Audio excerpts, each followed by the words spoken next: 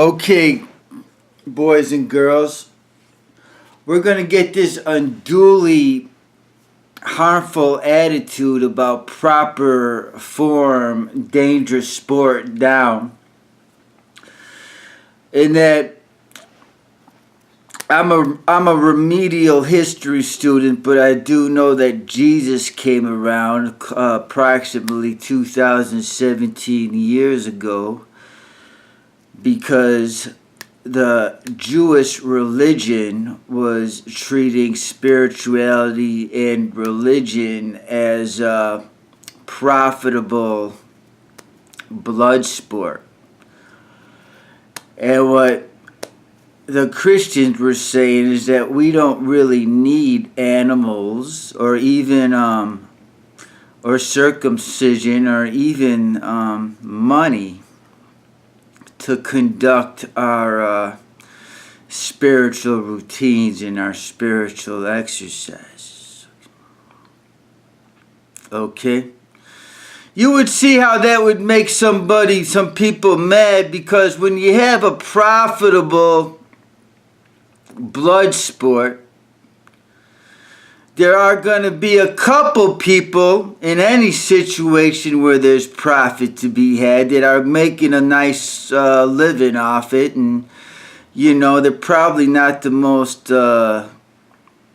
exceptional people in the world. Other than that, you know, they probably have a bloodlust themselves and have a sadistic nature. And on top of that, they're living comfortably, so they get to look down on the world and everybody's doing their bidding, and they have a bit of emotional control and psychic game to them, okay? So now I had spotted this, and now you go 2017 years later, where obviously when Jesus went up on the cross, these same psych lords used the shock and the dismay to their advantage to start the whole psychological, economic, bloodlust warfare game over again, as if anything Jesus and his disciples were saying was a wash, okay? So you get 2017 years later, and you got this, you know, I mean, I was bored and some other people were bored, and you got societies and you got cultures who may have seen that this economic game was way too physical and way too overmanaged and way too psychological. So what do you do when that's just your game, you know? And why is it your game? Well, you know, wealth is your game, so. And so you would do some things, and then you would get to a lot of people are on medication, and this gets to the whole political scheme and why our political scheme was a dangerous game. And you get into all the medication and the bad news pharmaceuticals, because what is that game saying? That game is saying that you are not fit. You are not fit for this geopolitical economic game. And you're telling us you're not fit because you're on, you know, you're taking these medications. I don't take any medications. I mean, they had me on a lot at one point, and I obviously proved it to be unnecessary, okay? But they're telling you you're not fit. You can't hang with our game. You know, you couldn't prove yourself, so you got to go on these medications. And now half the world is on medications, and they're in shame because that they can't hang with their economic, you know, get the competitive advantage, you know, social game, you know. But not only that, I mean, it gets worse, right? I mean, so then you're trying all sorts of things to prove that you're not worth this world, right? I mean, for some reason, there's a group of people who are very wealthy, who live high off the hog, who want to prove that this is a blood sport, and that it's all about competition. And like I said about Darwin's experiment, that was not a very good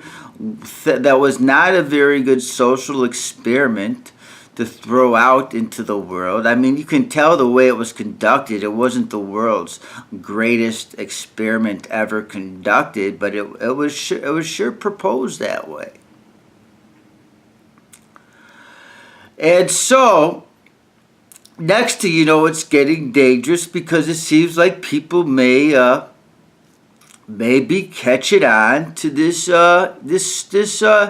economic no self-improvement, non-spiritual, non-religious movement that has to do with some psychological warfare, emotional learning, crazy. It's almost like an animal control experiment, right? So what's the next move?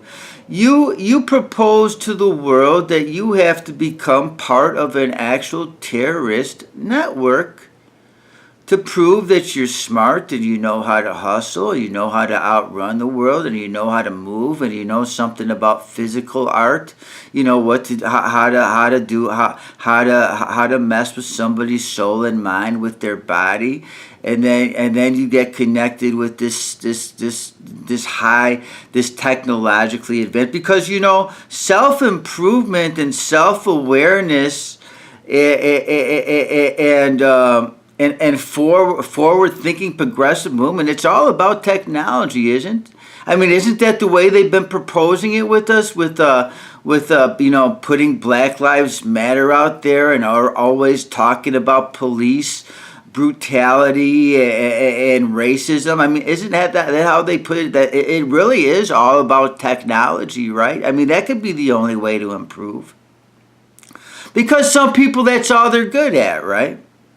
And you can see how that would be like a maladaptive mental strategy to just be good at technology and not take into account any sort of social or emotional learning life.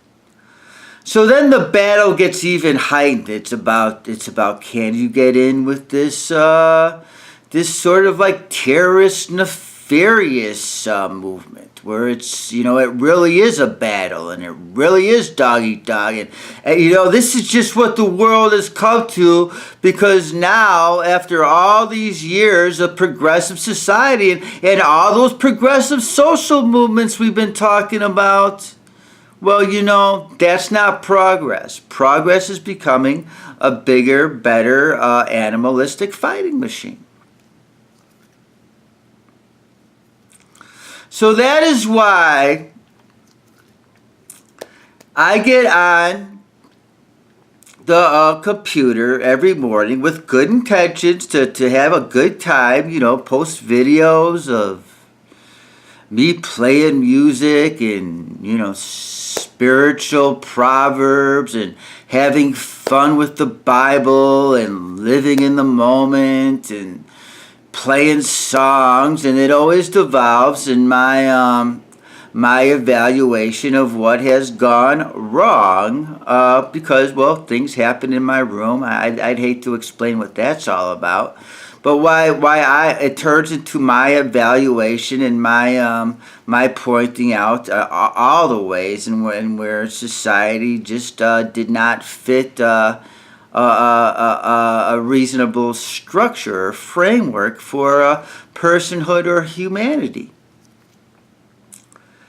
And what I have come to realize, that I've barely scratched the surface. I mean, even when I propose these extremely highly progressive technological warfare and advances, that I'm only scratching the surface. So there we are with all that.